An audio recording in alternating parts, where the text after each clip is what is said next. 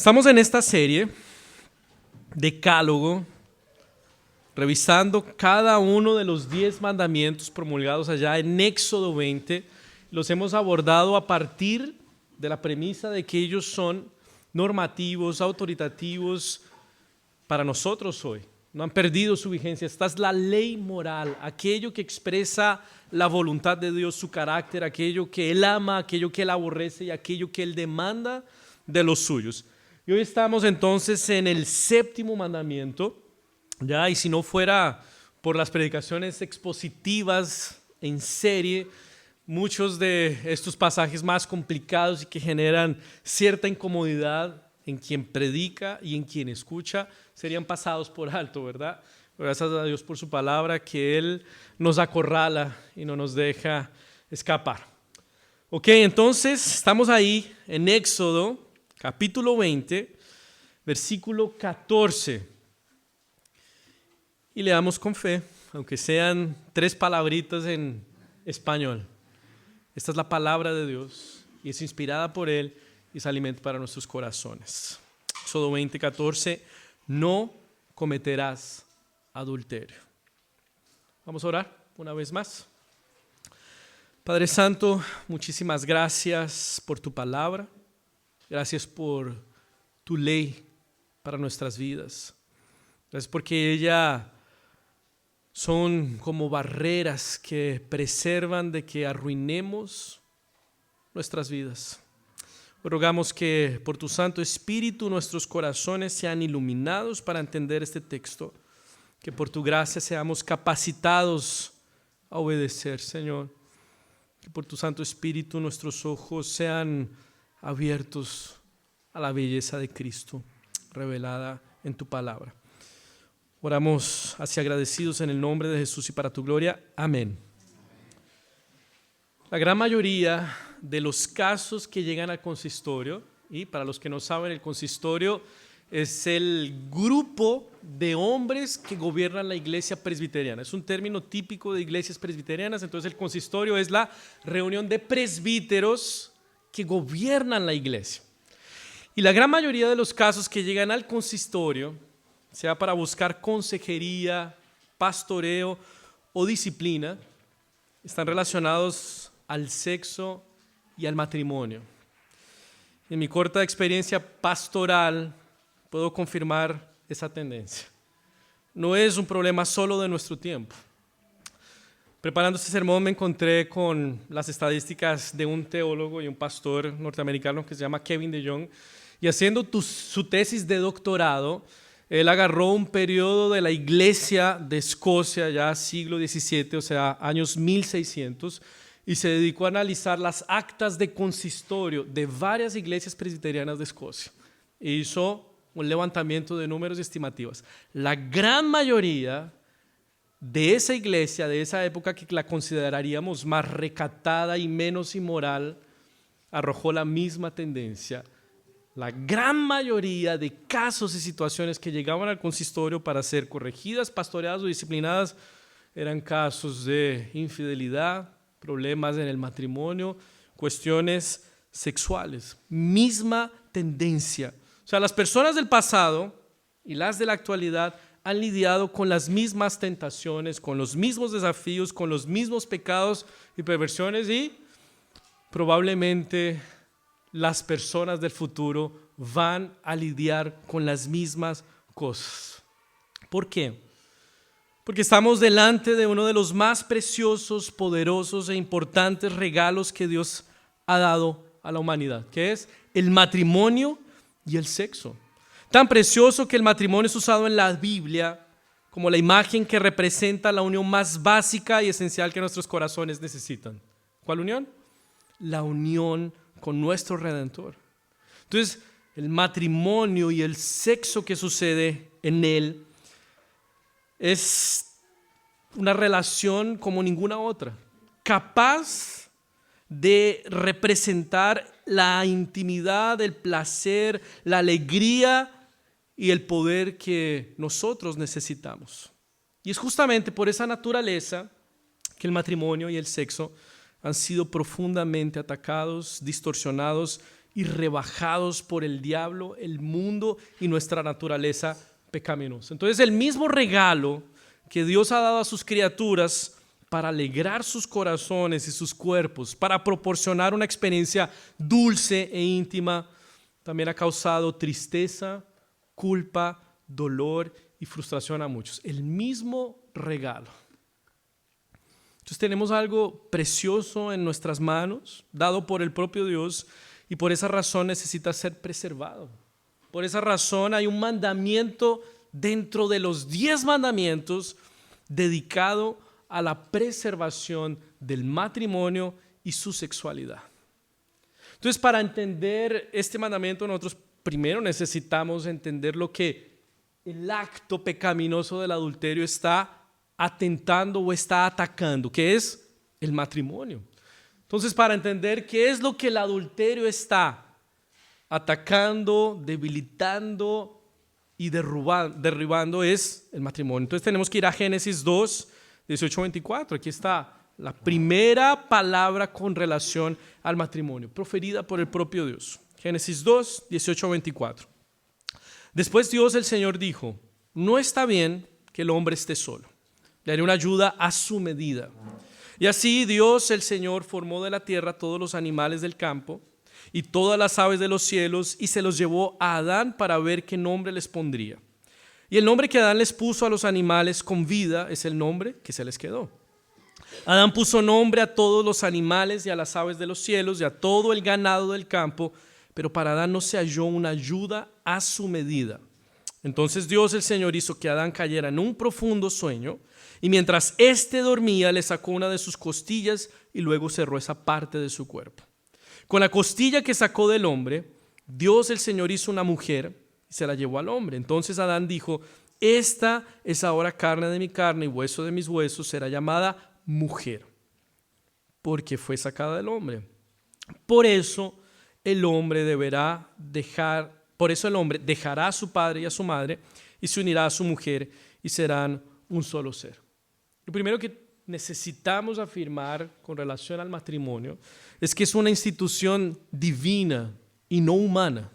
O sea, antes de que hubiera iglesia o gobierno, el Señor mismo ya había instituido y regulado el matrimonio. Eso significa que los términos del matrimonio no son instituidos o legislados por el gobierno de la iglesia, son legislados, establecidos y regulados por el propio Dios. Es en la palabra de Dios, es en Él que nosotros necesitamos encontrar los fundamentos, los términos y las regulaciones del matrimonio. No es en otro lugar.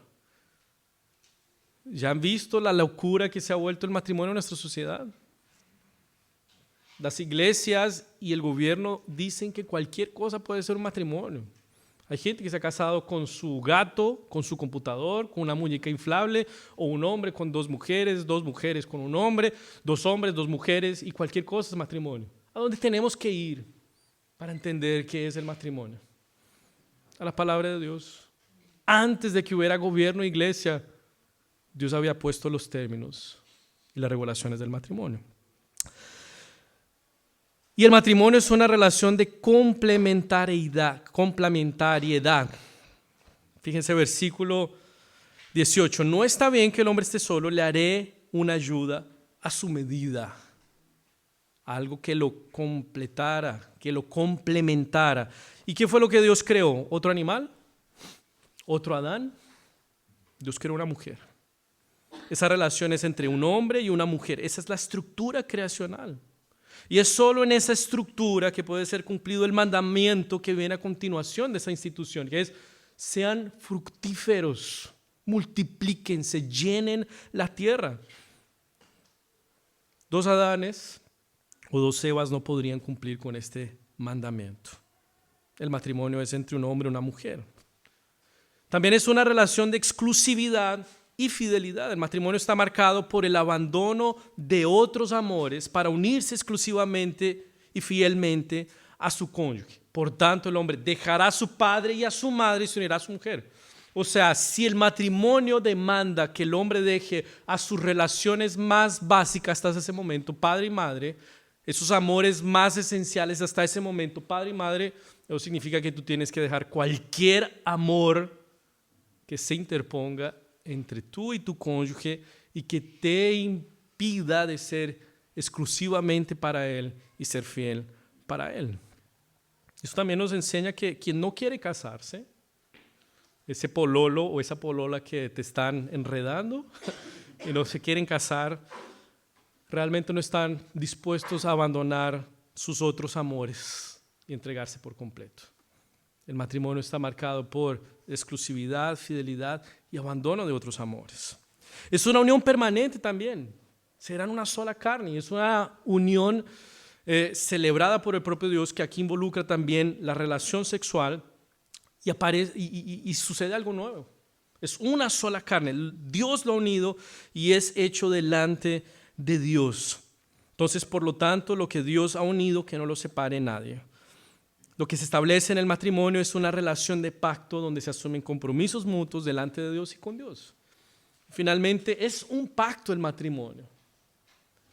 Culturalmente y comúnmente nosotros conocemos el matrimonio como un contrato, pero esa no es la naturaleza bíblica del matrimonio.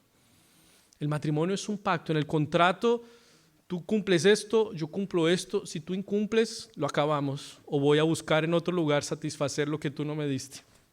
En un pacto se promete permanecer y perseverar a pesar de las cosas no funcionar también. A pesar de que las cosas no se pongan tan buenas. Se celebra un pacto en el que a pesar de que engordemos, nos enfermemos, empobrezcamos, nos volvamos difíciles, porfiados y tercos, seguiremos comprometidos en amarnos. Y eso debería ayudarnos y hacernos no ser tan difíciles también. Eso es lo que hemos prometido delante de Dios. Entonces, el séptimo mandamiento tiene como objetivo preservar eso. O sea, cuando piensa en matrimonio, no es apenas esa relación tal vez de compañerismo en la que ha caído tu matrimonio. No es apenas mero romance. Es todo esto. Y eso es lo que tienes que considerar. Entonces, el séptimo mandamiento tiene como objetivo preservar el matrimonio con todo lo que eso implica. Una relación instituida y regulada por el propio Dios, de complementariedad entre un hombre y una mujer, una relación de fidelidad y exclusividad, marcada por el abandono de otros amores, una relación de pacto que se celebra delante de Dios, en la que se asumen compromisos de amor para toda la vida. Entonces, en ese sentido, el mandamiento va mucho más allá de la prohibición de que te metas a la cama con alguien que no es tu cónyuge. Va mucho más allá de eso. En los mandamientos hay elementos implícitos y explícitos. Explícito, no cometerás adulterio, pero implícitamente lo que ese mandamiento está exigiendo es que seamos personas que hagan todo lo que sea necesario para la preservación y el fortalecimiento y el florecimiento del matrimonio y de la familia tal y como Dios la estableció. Y sorpresa, esa no es exclusividad, esa no es responsabilidad exclusiva de los casados. Es responsabilidad de toda la humanidad, solteros como casados. Ahora, entonces, ¿cómo podríamos corromper, cómo podríamos adulterar el matrimonio, esta institución? Y aquí entonces quiero que pensemos en esto, en cómo nosotros podemos ser adúlteros sin necesidad de meternos a la cama con alguien que no es nuestro cónyuge. Y aquí tenemos que ir a las palabras de Jesús, que Él va a profundizar todavía más este mandamiento. Mateo 5, 27 y 28. Este ya fue un sermón que yo prediqué recientemente aquí en la serie Manifiesto y recomiendo que lo escuchen, porque ahí yo traigo cosas más prácticas, ¿ya? Fíjense, Mateo 5, 27 y 28. Ustedes han oído que fue dicho, no cometerás adulterio. Pero yo les digo que cualquiera que mira con deseos a una mujer ya adulteró con ella en su corazón. Eso aplica para las mujeres también, ¿no? Bueno, en esta sección del Sermón del Monte, Jesús está profundizando el sentido de la ley y está condenando lo que escribas y fariseos habían hecho con este mandamiento. ¿Qué es lo que habían hecho? lo habían reducido a evitar el acto físico del adulterio, inclusive a evitar ser sorprendidos en adulterio. Pero no decían nada sobre lo que pudiera ser pensado, consentido e imaginado antes del acto en sí. Ellos pensaban que evitar el acto físico del adulterio era suficiente para cumplir la ley. Y Jesús está proponiendo algo mucho más profundo, que va al corazón. Está llevando el séptimo mandamiento más allá del acto externo del pecado y apunta al lugar donde se origina el pecado, el corazón. Es allí donde comienza. Entonces, no es suficiente con evitar el acto en sí. Es necesario evitar todo lo que sucede antes y que podría terminar en eso. Entonces Jesús no solo está profundizando el sentido del mandamiento, también está alcanzando tanto a casados como a solteros. Porque no necesitas ser casado para codiciar, desear y mirar con lujuria a una persona con la que no tienes ningún compromiso. En calidad de soltero también lo puedes hacer. Lo que Jesús está condenando aquí es el pecado de la lujuria. Hay una autora que trabaja los 10 mandamientos, Jane Wilkin, y ella hace una conexión entre el sexto y el séptimo mandamiento muy interesante. Fíjense, la propia lujuria es un acto de desprecio que reduce a alguien a una fuente de gratificación sexual y nada más. Si el sexto mandamiento prohibía considerar a nuestro prójimo descartable, entonces lo mato, lo trato mal, lo maltrato, me airo con él.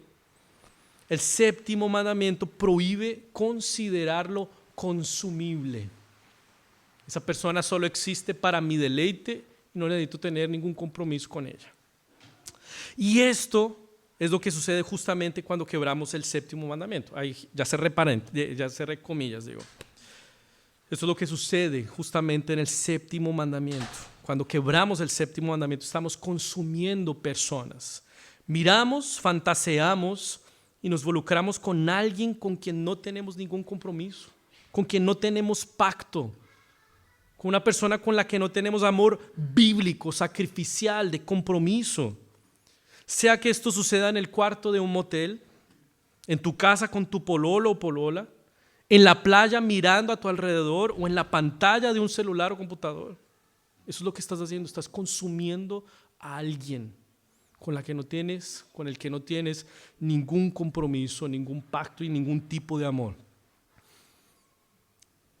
Y aunque el consumo sea consentido, aunque esa persona quiera ser consumida, estás deseando algo que el Señor prohibió, te estás uniendo a algo que Dios no unió, estás desvalorizando a una persona que carga en su ser la imagen y semejanza de Dios. Y si desvalorizas a una persona de esa manera, lo lógico es que termines consumiéndola y que la uses para tu propia gratificación. Por eso no es de extrañar que la lujuria sea capaz de fabricar hombres y mujeres que esconden una doble vida de moralidad, que traicionan a sus cónyuges. Y no para por ahí.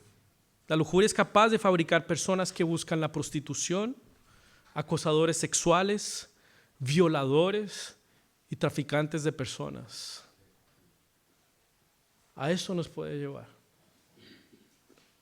Tristemente, esta semana salió el caso de un pastor tremendo, reformado.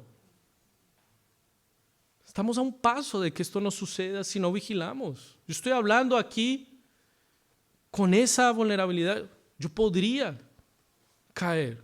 No soy invencible, el ungido, el intocable, el que no cae. Entonces aquí estamos en esa situación. Finalmente, necesitamos extender todavía más el pecado del adulterio con el texto que Jesús nos propone ahí en Marcos 7, 21 a 23. Porque de adentro del corazón humano salen los malos pensamientos, la inmoralidad sexual, los robos, los homicidios, los adulterios, las avaricias, las maldades, el engaño, la lujuria, la envidia, la calumnia, la soberbia y la insensatez. Todos estos males vienen de adentro y contaminan a la persona. Y aquí la palabra que encierra todo pecado sexual prohibido en la ley moral de Dios es esa inmoralidad sexual, que la palabra griega es porneia, de donde viene la palabra pornografía. Entonces, porneia es toda inmoralidad sexual, relaciones sexuales ilícitas, prostitución, falta de castidad, fornicación, adulterio. Todo eso hace parte de no cometerás adulterio. Todo eso está atentando ¿contra qué? Contra el matrimonio y contra la familia que Dios estableció. Entonces, con todo eso en mente, el matrimonio en primer lugar, y cómo podríamos adulterar siendo solteros o casados, nos debe quedar claro entonces que no hace falta meternos a la cama con alguien que no es nuestro cónyuge. Podemos ser culpados de adulterio cuando nuestros pensamientos, fantasías, historial de internet, expresión de nuestra sexualidad o afectos atentan contra el matrimonio que Dios estableció. La prohibición del adulterio en sentido positivo, entonces, nos exige que seamos personas que honren y preserven el matrimonio en los términos que Dios determinó. Y algo que nos ayuda a tomar el peso del matrimonio es considerar que el matrimonio comienza mucho antes del sí acepto. ¿Cuándo comienza? Comienza en la casa con tus hijos.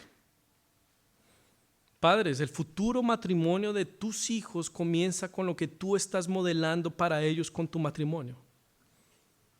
¿Qué es lo que estás enseñándole a tus hijos debe ser un matrimonio?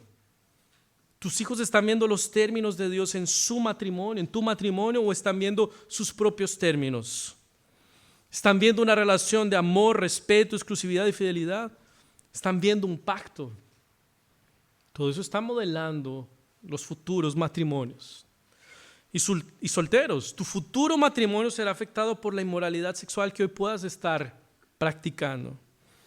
Fíjense que la inmoralidad no impacta únicamente el propio matrimonio, también la sociedad. Ya mencioné cosas que podrían suceder y se podrían desprender de la lujuria a un costo social muy alto, al dolor, la fractura de personas, de sus corazones y de familias. La sociedad también es afectada cuando nosotros quebramos este mandamiento, y lo contrario también es verdad. Obedecer a este mandamiento va a resultar en un impacto positivo para la sociedad. Recordemos que estos 10 mandamientos están siendo dados al pueblo de Israel, que se está conformando como nación. Esta es la constitución de ellos, y en esa constitución hay lugar para la preservación del matrimonio y de la familia. Entonces, en esa nación de la cual nosotros hacemos parte ahora como descendencia de Abraham por la fe en Cristo Jesús, ese mandamiento fortalece, preserva y hace florecer no solo nuestra comunidad de fe, sino la sociedad. Porque es del matrimonio, de la familia, que resultan las demás interacciones sociales. Entonces, los matrimonios, qué tan bueno sea tu matrimonio, no es algo bueno solamente para ti, para tu núcleo familiar, es bueno para la sociedad en general. Tu matrimonio debe ser un regalo de Dios, no solamente para tu disfrute, también debe ser un regalo de Dios para la comunidad, para tu barrio, para tu entorno. Matrimonios y familias más fortalecidas tendrán más capacidad de asistir a otros. Matrimonios y familias menos comprometidas y con más problemas van a necesitar más intervención, menos capacidad y atención y servicio tendrán para dar a los demás. Mientras más enferma sea tu familia y tu matrimonio, menos podrás dar. Mis hermanos, no hay nadie aquí, desde los adolescentes hasta los más viejos, que no hayan tenido problema con este mandamiento. Creo que al escuchar un mensaje así, todos deberíamos estar examinando nuestros corazones. En nuestra cultura hace todavía más difícil la obediencia a este mandamiento, porque nos dice que si no expresamos y satisfacemos nuestra sexualidad, jamás seremos felices. O sea, quien no está expresando su sexualidad, quien no está dando rienda suelta a aquello que está en ebullición dentro de sí, es un hipócrita reprimido, será infeliz toda la vida. Yo les decía en el sermón de este mandamiento, del hacer el manifiesto, que allá en la década de 50 las niñas, las jóvenes, tenían vergüenza de perder la virginidad. Hoy sucede todo lo contrario. Tienen vergüenza de no perderla. Y nuestra cultura ha ido en esa dinámica. Entonces todo eso va haciendo difícil que nosotros seamos personas fieles, puras y castas. Fíjense, las novelas retratan amores prohibidos y adúlteros como los verdaderos amores. ¿Cuántos de nosotros no hemos hinchado para que el esposo se vaya con la amante?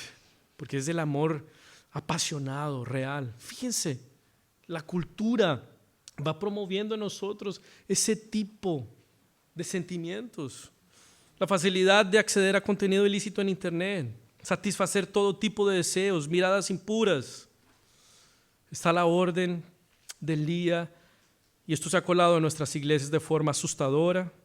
Ha afectado matrimonios, ha destruido familias y ha neutralizado tanto a hombres como mujeres en relación a Dios y su servicio a Él. Este pecado no solo nos miente al decirnos que si no expresamos y satisfacemos nuestra sexualidad como sea y con quien sea, jamás seremos felices. También nos dice otra mentira, y creo que es la más grave de ellas, y es que nos hace creer que jamás podremos vencer, que no hay remedio para nosotros, que toda nuestra vida será marcada por culpa de reincidencia y vergüenza. Toda nuestra vida va a ser marcada por culpa, reincidencia y vergüenza. Y tal vez esa sea tu realidad. Has experimentado el fracaso reincidente, la incapacidad de combatir contra ese pecado y concluyes, no tengo cómo salir de esto, no hay remedio para mí. ¿Cómo hacemos? ¿Qué hacemos? Necesitamos volver a las palabras de Jesús de Mateo 5, 27 a 28 para ver una relación que Jesús establece ahí en el pecado de la lujuria. Yo les digo que cualquiera que mira con deseos a una mujer ya adulteró con ella en su corazón. Fíjese la relación que Jesús establece entre los ojos y el corazón. Adulteramos con todo lo que eso implica cuando vemos indebidamente a alguien, y al hacerlo entonces el pecado sucede en nuestros corazones. En ese sentido, miramos no con los ojos, sino con el corazón. Y el corazón ve más que imágenes, es capaz de ver el placer. Es como cuando, yo creo que nos pasó ahora en fiestas patrias, es cuando el vecino está haciendo asado y lo único que nos llega es el olorcito, no vemos el asado. Y el olor, lo que estás oliendo no es el olor a la carne, lo que estás oliendo es todo el provecho que puedes sacar de un buen asado, todo el placer asociado a comerse un buen asado. Y lo mismo sucede con el adulterio, con la lujuria, con la inmoralidad sexual. Vemos y nuestros ojos ven más que imágenes. Ven todo el placer que podríamos exprimir si le diéramos al corazón lo que está pidiendo. Así es nuestro corazón. Él está siendo cautivado por algo constantemente y específicamente en este pecado es cautivado por lo que ve. Y es por esa razón que después de profundizar el sentido de este mandamiento, Jesús nos dice algo profundamente chocante. Si tu ojo derecho te hace pecar, sácalo. Si tu mano derecha te hace pecar, córtatela. Es mejor que se pierda uno de tus miembros y no que tu cuerpo todo sea echado al infierno. Creo que aquí hay que hablar. Primero que Jesús nos da una manera de lidiar con la lujuria y con el adulterio diferente tal vez a la que nosotros hemos intentado establecer, inclusive en la iglesia, que es como moderarse, gestionar un poco la lujuria, darle un poquito de picante para calmar los deseos. Yo les digo como alguien que tiene que controlarse, lidiar con todo esto también. Y la instrucción de Jesús es sin concesiones. Es cortar un poquito de esto, no le va a dar picante, no va a aliviar, va a crecer y te va a atacar. Eso es lo que está diciendo Jesús. Entonces, primero, la gestión de la lujuria no existe, es cortar, matar, hacer morir. Y lo otro es que no podemos pensar que Jesús está proponiendo la automutilación, ¿verdad? Esa no puede ser la medida para un problema que sucede en el corazón. Sin manos y sin ojos aún tendríamos un corazón pecaminoso para pecar. Entonces, ¿qué es lo que Jesús está proponiendo entonces? Y creo que está proponiendo la sustitución de placeres, cortar un placer por otro mucho más pleno y verdadero. Jesús está diciendo, o es tu lujuria, que tu cuerpo vaya al lugar donde las personas aman más sus pasiones que a Dios, el infierno, o es tu amor por el placer en Dios y que vivas eternamente para Él y en su presencia. Es eso lo que está en juego. O sea, finalmente recibiremos por la eternidad lo que nuestros corazones persiguieron en este mundo. Y lo grave aquí es que solo uno de esos dos amores resultará en salvación y plenitud. El otro resultará en condenación. Ahora, para que amemos más a Dios que a nuestro pecado, que ese es el punto, cambiar un placer por otro, Dios necesita ser más que un concepto, necesita ser más que una predicación dominical, necesita ser más que un consejo, necesita ser visto con el corazón, como tu Redentor y Señor. Necesitas conocer su amor y deleitar tu corazón en Él. No hay otra manera de combatir el pecado a menos que un amor mayor, un nuevo afecto expulse nuestro amor por el pecado. No hay otra manera de hacerlo que fijando nuestros ojos en la belleza de aquel que representa perfectamente a Dios, en Jesús. No hay manera. Necesitas ver a Jesús con el corazón. Entonces no combates la lujuria simplemente dejando de ver lo que no debes ver, lo haces viendo lo que necesitas ver, viendo a Jesús. Y esta es una oración que hace Pablo allá en Efesios 1, después de exponer la majestuosidad y lo sublime y precioso que es Dios, su gloria, su providencia, su decreto, su predestinación, su salvación sobre los elegidos. Él dice lo siguiente: pido que el Dios de nuestro Señor Jesucristo, el Padre glorioso, les dé el espíritu de sabiduría y de revelación para que lo conozcan mejor.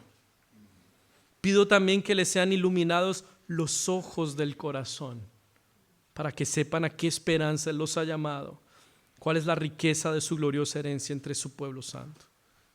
Sin esa visión, sin que tu corazón vea la gloria, belleza y santidad de Dios, será imposible combatir la lujuria y cualquier otro pecado. Cuando vemos con el corazón al Redentor, el corazón, que es el centro de facultad del hombre, será afectado por completo. Y esa no es una única vista, es una vista constante, diaria, donde vemos a nuestro Salvador. Por eso vuelves aquí domingo tras domingo, para contemplar a Dios, para que ese afecto siga expulsando y drenando esos amores a los que no tenemos derecho ni permiso. Es por esa razón que vuelves el siguiente día en la mañana para orar y exponer tu corazón al Señor. Es por eso que lees la Biblia continuamente. Es por eso que celebramos la Santa Cena cada mes. Es por esa razón. Y cuando el Señor te permite ver a Dios con el corazón, ¿qué es lo que verás en Él? Verás al justo Hijo de Dios, viviendo la vida perfecta que es imposible para nosotros, que es imposible para ti. Y lo verás recibiendo en su cuerpo la pena que merecen adúlteros y traidores como nosotros. El justo Hijo de Dios, eso es lo que vas a ver. Verás al justo siendo tratado como injusto, para que injustos sean tratados como justos. Lo verás entregándose por ti y amándote hasta el fin. Verás al único que puede darte de manera perfecta y plena lo que tu sediento corazón por amor, aceptación, intimidad y pertenecimiento desea. No hay manera de superar la lujuria y experimentar este amor redentor, salvador y reparador, a no ser que nos entreguemos al que nos ama a pesar de nuestras infidelidades, al que sigue insistiendo con nosotros a pesar de nuestro adulterio, al que nos quiere con nosotros siendo como somos, a pesar de nosotros. Para hacer eso, tendrás que conectarte a internet. Lo siento. Aunque no le niegues nada a tu corazón, aunque tengas todo el sexo que quisieras tener, sea legítimo, el sexo legítimo tampoco va a llenar tu corazón. Y jóvenes, a los que están por casarse, los que están pololeando, tal vez nos han engañado vilmente toda nuestra juventud diciéndonos que si hacemos todas las cosas perfectamente, si nos casamos vírgenes, si nos pololeamos con una chica cristiana, un chico cristiano, oye, el sexo va a ser maravilloso. No es así. Es una mentira.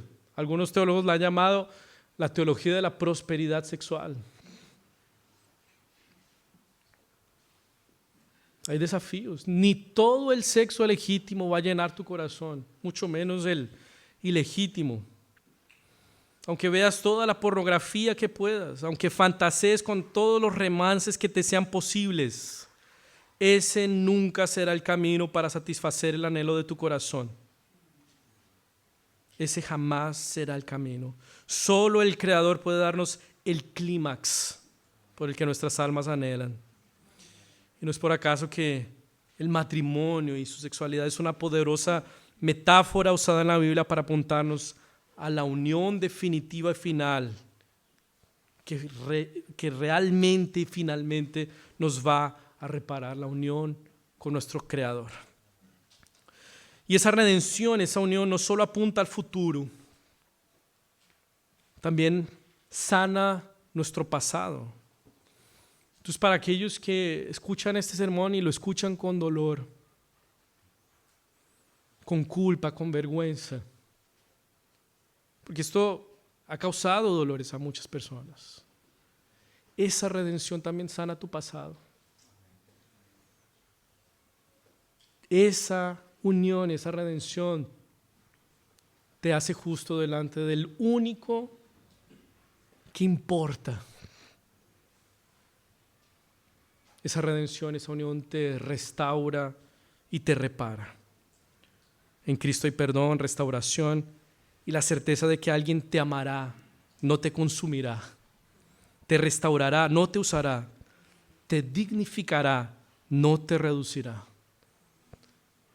Y ahora que tú has visto a Dios con el corazón, tú serás visto por Dios como un justo, por causa de lo que Cristo hizo. Esa redención, para esa redención no existe pasado ni presente tan oscuro que no pueda ser reparado y restaurado por la gracia. Que el Señor nos ayude a ser personas que preservan el matrimonio, la familia. Sea tu condición de soltero, casado, separado, este mandamiento es para todos nosotros. Que el Señor en su gracia nos ayude a ver al Redentor con los ojos del corazón, para disipar toda visión prohibida y pecaminosa para nuestros corazones. Oremos una vez más.